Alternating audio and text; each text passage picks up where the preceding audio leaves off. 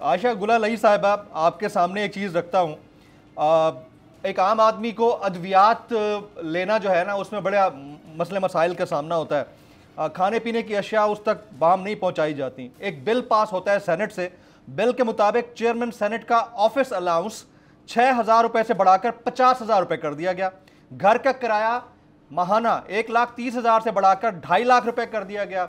घर के फर्नीचर को वन टाइम अपडेट करने का खर्चा 1 लाख रुपए से बढ़ाकर 50 लाख रुपए कर दिया गया है। और इसके साथ साथ अगर वो कमर्शियल फ्लाइट पे जाएंगे तो अपने साथ एक एक्स्ट्रा फैमिली मेंबर ले जा सकते हैं फ्री ऑफ कॉस्ट।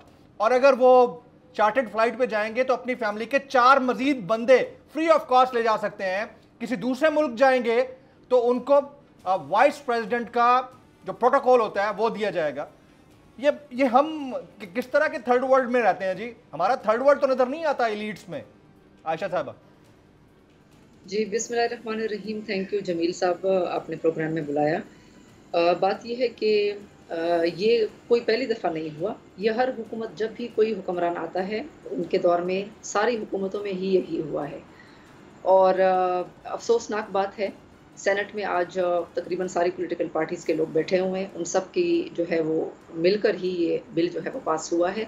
और एक तरफ यूनान में कश्ती में लोग, हमारे जो नौजवान हैं, हमारे मुल्क के बच्चे हैं, वो रोज़गार पाकिस्तान में ना मिलने की वजह से, गुर्बत की वजह से, मुआशी बदहाली की वजह से उनको जाना पड़ा और वहाँ पर वो शहीद हो गए।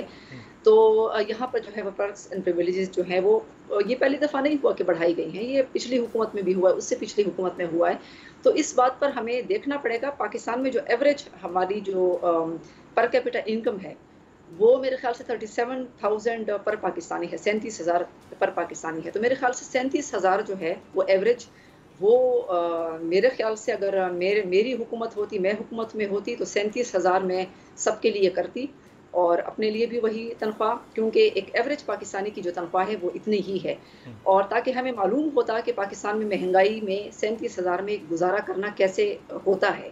ये अबू बकर सिद्दीक रज़ियल्लाहु अन्हु ने फरमाया था कि एक मजदूर की तनख्वाह जो है वो कितनी है। तो एक मजदूर की तनख्वाह का पूछो, अगर वो मेरी तनख्वाह, अगर उस तनख्वाह में मेरी गुजारा हो सकता है तो ठीक है, वरना अगर नहीं हो सकता तो फिर उस मजदूर की तनख्वाह को भी बढ़ाना पड़ेगा। तो बात यह है कि रूल ऑफ लॉ की बात शोएब शाहीन साहब ने की, गैर कानूनी गिरफ्तारियों की बात की। तो गैर कानूनी गिरफ्तारियों में तो हर हुकूमत में ये सारी चीज़ें होती रही हैं। इन सारी जो बातें हैं उसकी तो मजम्मत करनी चाहिए। और जहाँ तक बात है मईशत की, तो बात यह है कि हमारे मुल्क में इस्तेहकाम क्यों नहीं आता, हमारे मुल्क में जो स्टेबिलिटी और अमन क्यों नहीं आता। लीडरशिप का काम कभी भी ये नहीं होता कि वो लोगों को रियासत से लड़वाए, लोगों को उकसाए कि रियासत के साथ लड़ो, रियासत में तोड़ फोड़ करो। ये लीडरशिप होती नहीं है। लीडरशिप का मतलब होता है कि वो मुल्क को अमन के रास्ते पर लेकर जाए, मुल्क को यूनिटी की तरफ लेकर जाए, तकसीम की तरफ ना लेकर जाए, इदारों को मजबूत करे, मुल्क की सलामती का ख्याल रखे और लोगों की मयार ज़िंदगी को बेहतर बनाने पर जो है अपनी सारी तवानाई खर्च करे।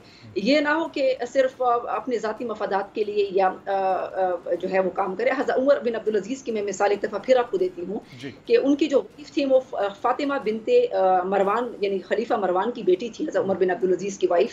तो वो पहले शहजादे थे खलीफा बनने से पहले, लेकिन जब वो खलीफा बने तो जो फातिमा बिनते मरवान की जो सारे जेवरात हैं और अपनी सारी जायदाद बैतुल माल में जमा करवा दिया। तो कि लोग गरीब हैं तो ये अब मैं खलीफा हूँ, मुझसे अल्लाह ताला इन सब का पूछेगा। तो यहाँ पे जेवरात लिए जाते हैं कौमी ख़जाने से, यहाँ पे कौमी ख़जाने से पर्क्स एंड प्रिविलेजेस लिए जाते हैं। कौमी लोगों का कोई भी किसी हुकूमत ने नहीं सोचा। अब हज़रत उमर बिन अब्दुल अजीज़ की आप एग्जांपल दे रही हैं। जब वो खलीफा बन गए तो उन्हीं की अहलिया ने एक दफ़ा कहा कि मुझे कुछ एक्स्ट्रा कपड़े लेने हैं तो 2 अदद आप अपनी तनख्वाहें एडवांस में ले लें। तो वो अपने वज़ीर ख़जाना के पास गए और वज़ीर ख़जाना को रिक्वेस्ट की कि आप मुझे, ये अर्ज़ी है मेरी, इसके ऊपर आप साइन ले सकते हैं, तो 2 महीने बाद मैं पैसे कौमी ख़जाने में लौटा दूंगा। तो उन्होंने कहा सर आप यहाँ पर साइन करके दे देंगे, आप 2 महीने तक ज़िंदा रहेंगे या नहीं रहेंगे। तो उसके बाद वो दबे पाँव वापस चले गए अपनी अहलिया के पास। उन्होंने कहा कि मैं इतना बड़ा रिस्क नहीं ले सकता। तो ये तो डिफरेंस है जब आप बात रियासत मदीना की करते हैं या एक ऐसी रियासत की जो कि वाकई फ़लाही रियासत हो, तो उसमें इस चीज़ का तो ख्याल बहरहाल रखना पड़ता है।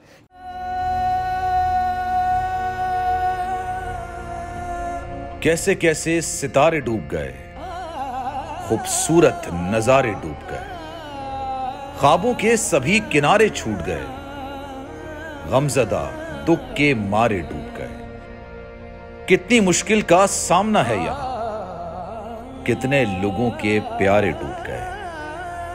आओ मिलकर करें मदद सबकी, जिनके सारे सहारे डूब गए।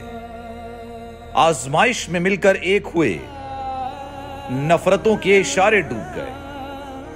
कितने प्यारे हमारे डूब गए। कौमी सानहे की सूरत हाल से लम्हा बलम्हा बोल रखेगा बाखबर। गम की इस घड़ी में बोल तारकीने वतन के अहले खाना के साथ खड़ा है।